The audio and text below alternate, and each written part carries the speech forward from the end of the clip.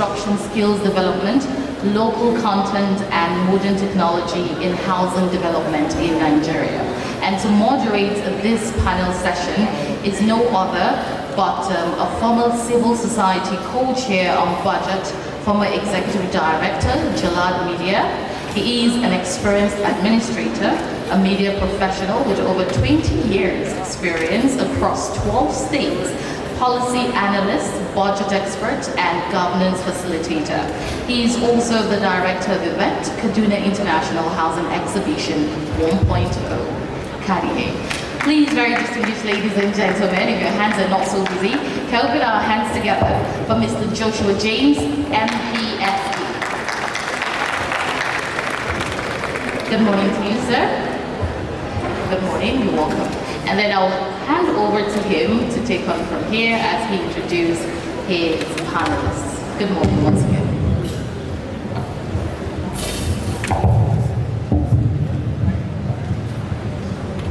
Good morning, highly distinguished guests and participants. It's indeed very glorious and gracious to meet with you again this morning for the first section of this KADIHE International Housing Exhibition 1.0. Please permit me at this point in time, standing on the existing protocol that have been created and sustained, to invite my panelists to this panel discussion. First on the panel is a representative of National Board for Technical Education. Presenting Professor Gaji is Builder Tajuddin Yahaya, who is a Deputy Director of Building and Construction, National Board for Technical Education. Please, can you welcome my panelists as he walks to the podium with a resounding hand of us. Good morning, Builder. Please come to the stage. Together we're going to build something this morning. Please, panelists. Thank you very much. You're welcome. Next is another builder. He is the National President, NIOB. Builder, all the table. Ewa. Please, another hand of applause for this majestic builder as he walks to the stage. Thank you very much. Good to meet you. Thank you very much, please. Have a seat. Good morning, sir.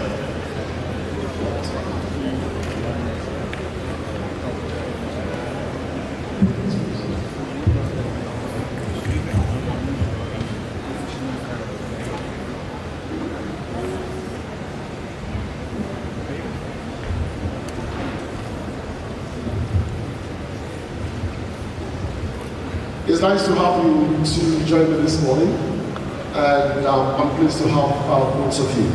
And the topic we are taking a critical look at this morning is construction, skill development, local content, and modern technology in housing development in Nigeria. This has become very important for us to take a look at and discuss at this housing exhibition. And that is one of the very key objectives of this housing exhibition, to look at how all of these local content, skills development, as well as construction, looking at how vital they are in housing development. And I'm going to start with the elder builder, Mr. Auditing. Why is it critical that at this point in time we should be talking about skills and local content in housing development? Thank you very much. I am really pleased to be here with you. As already introduced, I'm the president of the Nigerian Institute of Building, a fellow of the Institute, also a fellow of Builders and and it's something that is where we find this country, we find ourselves. That we've been crying about skill acquisition, we're crying about skills that we have the young ones who are technically inclined and decide to leave you. So I think this is the right time And there are many ways that we can achieve it now. Even though so many things are difficult now, there are many ways we can achieve it.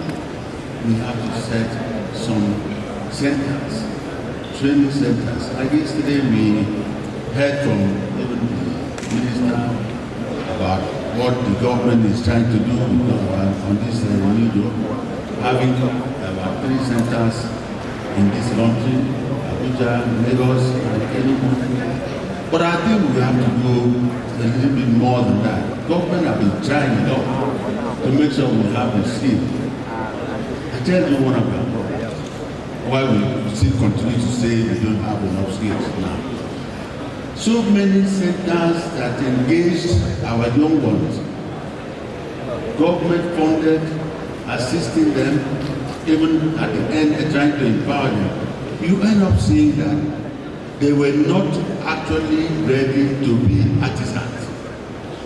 There are so many of our youths that got into that circle after some few months, they moved to the universities for further studies. So while we are trying to train people, we, the government, and even our environment, will try and source out those who are proud of what they have to be, artisans, to be carpenters, to be painters, who will be ready to go through the rigors of training and come out and be proud to practice it. So I think this is the right time. And the moment we do that, we are off. We are going to get it. Because all these buildings that we want to build, we need artisans. There is no housing. You can't be proud of having any house or building without good and well-trained artisans to do the job. So that's why we are here. Okay, stay with you, sir. I think you've raised very important points. Now let's talk about retention of these skills that we're talking about now. Yes, the government is doing a lot to build these centers, have these young ones acquire these skills with the mindset, with the hope that in turn they would improve local content for the country. Now, what is the NIOB doing in terms of retention of these artisans, of these skills that we acquired? In fact, I love that question because I will tell everybody that NIB is the present training center, awarding body, is the awarding body in the whole country. We have our skill acquisition training personnel. We have Africa training body that are being monitored and checked by NIB. We also have many training centers in different states that we are presently training so many artisans and making sure we use the NSQ format to get them out. So there are so many centers that are up that NIB is actually doing the best they can, and I think we are still doing that. That's why in so many government agencies, NIB always like to, NBTE understands very well because they give us so many artisans to train, and this is what NIB is actually doing. Because we have the expertise to train artisans and release them to do the job. By the end, we have a database that you can quickly get more. Oh, fantastic. I think I love this because we know that we're living in a data-driven economy. So there is a need for us to have a data pool so we can know the number, we can know the level of skills that we have in the country. Now, talking about skills development, the National Board for Technical Education plays a very fundamental. Now, what role is the National Board for Technical Education playing in terms of skills development? That is why. And I get down to the question is looking at the curriculum for NBTE, is it addressing the challenge that we have now that Builder Ewa has mentioned? in terms of the volume of skills we have in the country at the moment, and trying to put a stop to the Jackass syndrome of skills development and skills movement away from Nigeria. Thank you very much. You see, the issue of skill development, we'll be working around the clock, inviting experts to partake in the development of skills in Nigeria. Since we know that there's a lot of problems we are having in the country, immediately we train people, their skill, they leave the country. So the issue of NSQ, National Skill Qualification, has been assisting, and that program will be assisted by the NIOB to run this program successfully. So you see, when we are talking of local content is another way we look at issue that it retains our trainees to stay indoor, like Ateka and other places that will be training people on this NSQ, and it has been going successfully. And you can see most of the issue going on this AKK and all these things. We've been training a lot of workers, Nigerian, to take up the job, but we have we have some problem. At least during the training, some people will just disappear. There are some people we train and they went to Germany and all these things as a driver. These are some of the skills we undertaking, and then we'll be having a lot of issues with. So one of the unique things in skill training that the NBTE have been working on is on the local content. One of those, you'll see when we have the local content, people will like to use the local content here in Nigeria because you don't know what you're going to find in the other place. And on the issue of curriculum, up to now we're still working on some curriculum, some new things, and other things are coming on. Even there's this should be off record, please. People are even suggesting that we should have a curriculum on witchcraft. There is a scheme. So please, it's off record. So you see, they've seen the kind of job we do in terms of curriculum for our youths coming up to take up from where we are. And this training we have, we've covered a lot of places. When we're talking of the building construction, my president have already spoken. We've covered a lot of building and decoration, building, block laying and concreting and all these things. All this we have to set down curriculum on those areas. And we've also moved to that of wedding, sea wedding and other things. And this will take our time. If we are going to start taking sure. by curriculum and but in summary, I will jump into the person that I've spoken, that in terms of building, we've covered a lot. Like POP, formerly we always record people from the helicopter to come and do our POP. And more so, if you look at the largest population here, they prefer to use the name skill POP than Nigeria. But now Nigeria have started taking good out the job from them. Good, fantastic. Now, I just have 5-6 minutes to round up this particular panel. Let's go back to Pila Ewa. Two very important questions. Protection of local content is very important. If we are to make any progress in the construction sector, we must protect local content. If we have them, we must protect them. And that is one reason for this discussion that we can say is one reason why the Jackass syndrome has been punitive to our local content. How can we protect local content in this part of the world, in the construction sector?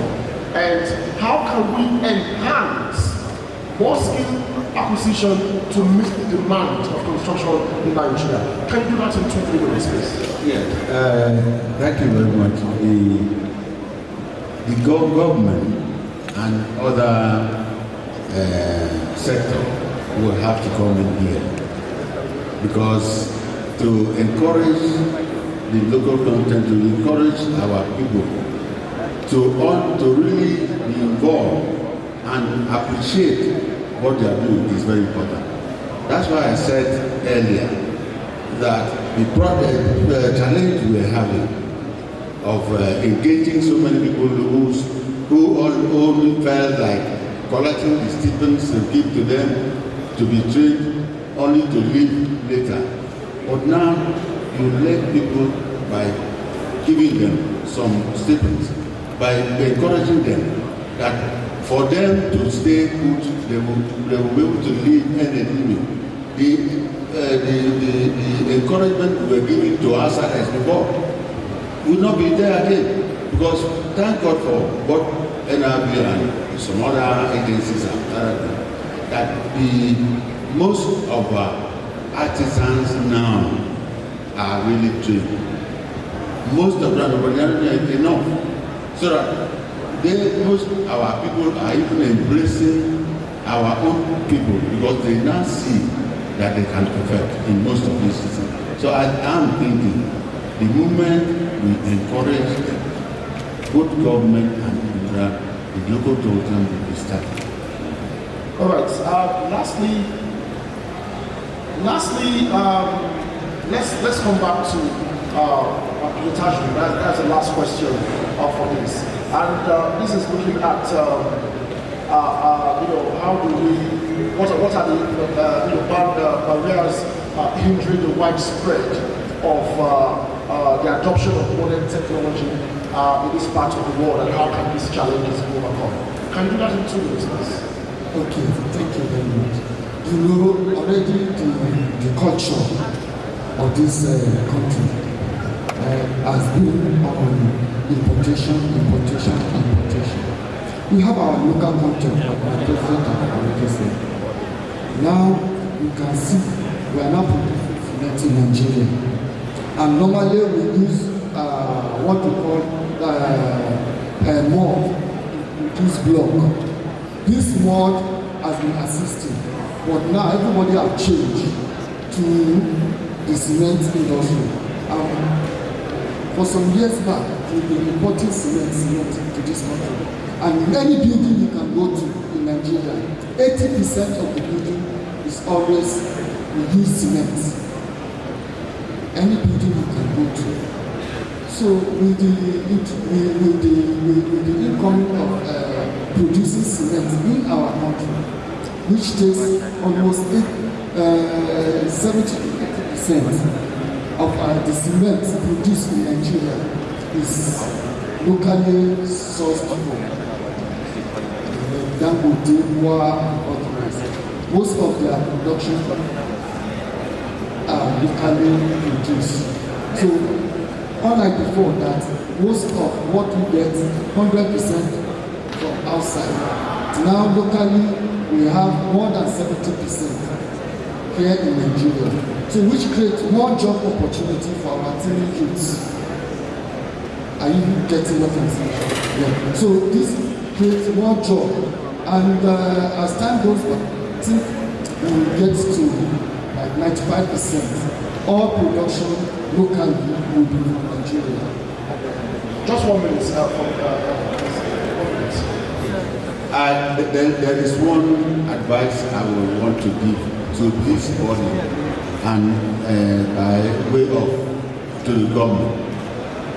While we are trying to continue training artisans, which is the main thing we have to do in Nigeria, to have a good and trained artisans, please, because of the situation we have in the country now, because of so many people who want to grab things that are meant for others, unfortunately, in all these sectors that we send artisans to go for training. I know government always at the end give empower is with tools and whatever. I want to advise that at the end, especially what we the NIOB people are doing, but I want to extend it to other bodies. While they are trying to distribute those equipment meant to empower the artisans that are ready to be trained, it should be monitored. Thank you very much. Thank you very much. It's never easy to handle the first panel discussion because we don't have the time, and hopefully others will follow. Thank you very much for coming out to the panel this morning. Please, ladies and gentlemen, can you please appreciate my panelists? First and foremost, Builder Tagbinga, Deputy Director, Building and Construction, National Board for Technical Education, as well as the National President, Nigerian Institute of Building, Builder Auditing. Thank you very much for coming. Thank you very much. Thank you very much.